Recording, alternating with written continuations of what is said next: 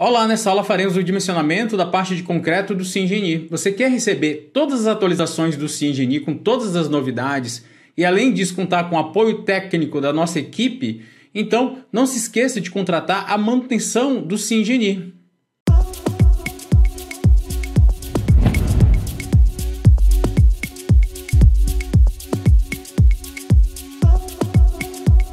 Então o aço está resolvido, eu vou fazer o quê? Eu vou marcar toda a parte de aço, vou vir aqui e ocultar os selecionados, tá? Então eu vou ficar só com a parte de concreto aparecendo. Se quiser, joga fora aqui o resultado do aço, já está tudo ok. Vamos entrar aqui na barra de processos, parte de concreto, e aí você tem toda a configuração de concreto aqui à sua disposição, tá? Então a gente tem as configurações gerais de concreto, vão ter várias configurações em relação ao cálculo de segunda ordem local, cisalhamento, abertura de fissuras, classe de agressividade. Então você pode verificar aqui todas as configurações. Então aqui você tem as configurações gerais, você tem as configurações individuais. Então se você quer que algum elemento 1D tenha uma configuração diferente da geral, você utiliza aqui os dados de concreto. Seleciona uma barra e você vai ter aqui as informações relativas àquela barra, né? Ou as configurações relativas à viga. E assim, você pode lançar configurações individuais por elemento também. Mesma coisa acontece com os elementos 2D. Depois você tem aqui lançamento de armadura. Depois a parte de cálculo. Então você tem as forças internas recalculadas. Esse cara aqui é para você fazer o cálculo. Deixa eu botar aqui então. Combinações, estado limite último. Vou selecionar apenas um dos pilares. E aqui é basicamente para você ter o cálculo da segunda ordem local dos pilares. Então eu vou mandar atualizar. Aqui é a minha normal. Aqui é o momento recalculado. Então você tem um momento recalculado considerando a segunda ordem local. Sempre você pode pedir um relatório. Então aqui é o relatório resumido. Eu quero o relatório completo.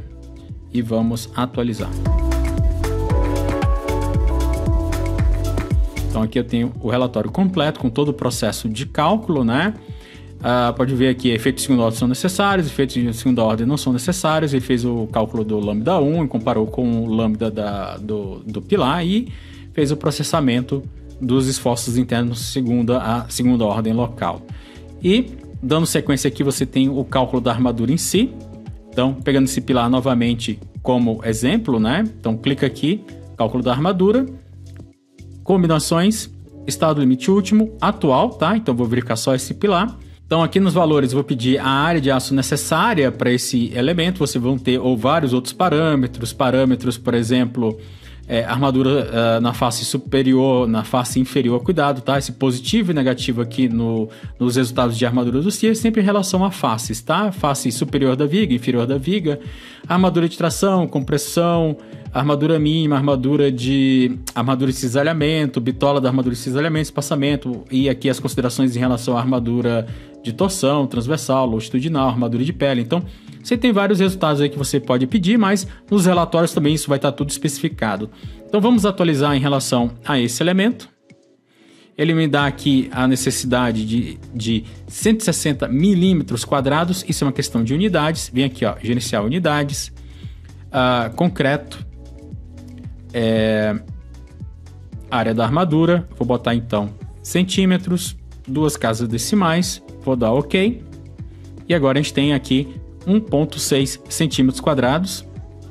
Basicamente aqui, se eu usar a armadura mínima, que são 4 φ de 8, né, já vai atender, né, aos esforços desse pilar. Esse pilar tem uma altura bem pequena, né, então os esforços realmente não são tão grandes, mas eu posso clicar aqui em visualizar para ver o relatório resumido, né, ou então um relatório completo de cálculo. E no relatório completo você vai ter todo o sistema, toda a sequência de cálculo bem aberta, aqui onde está batendo o pilar em relação à armadura que ele está definindo, tá? Então, basicamente a armadura mínima. Aqui ele está usando como base FI 16, tá? Isso é uma configuração aqui nas configurações gerais.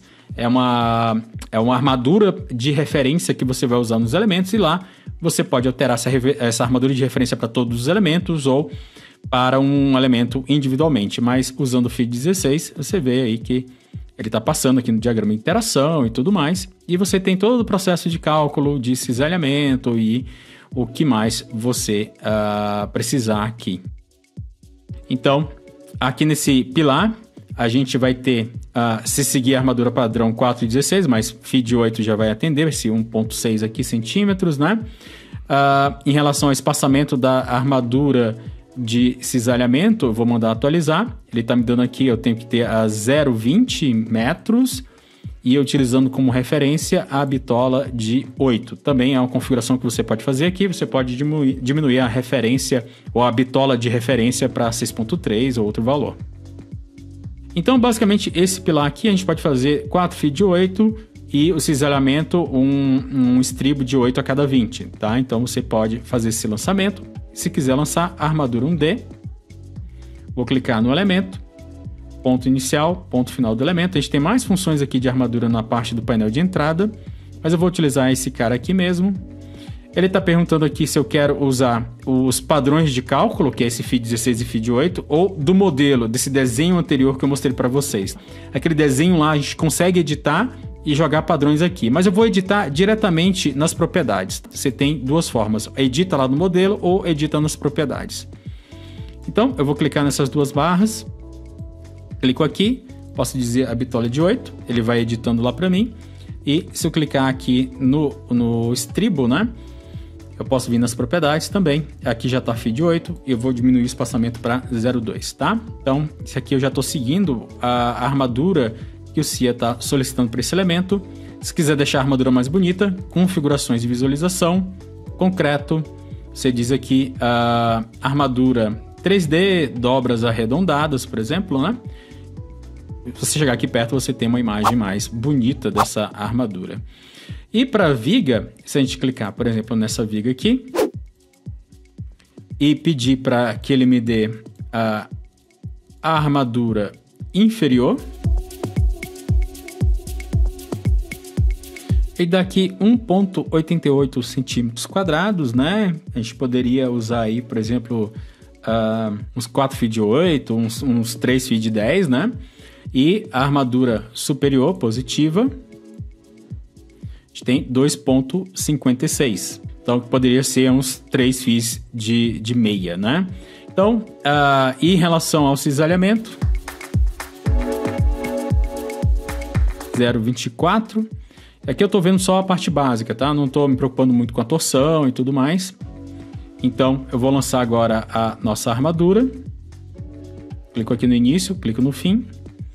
Vou pegar aqui, eu posso, novamente, da mesma forma que eu fiz antes, editar a armadura aqui nesse padrão ou editar nas propriedades. Eu vou editar nas propriedades que fica mais visual, tá? Mas se clicar aqui, você tem um menu com várias configuraçõezinhas, que basicamente é o que a gente vai fazer no menu de propriedades, mas as informações estão basicamente aqui. Então, eu vou dar OK nessa daqui mesmo. Eu vou dizer, pode usar o padrão. Vou clicar aqui na meu estribo, né, e fazer a edição dele. 0,24. Armadura inferior.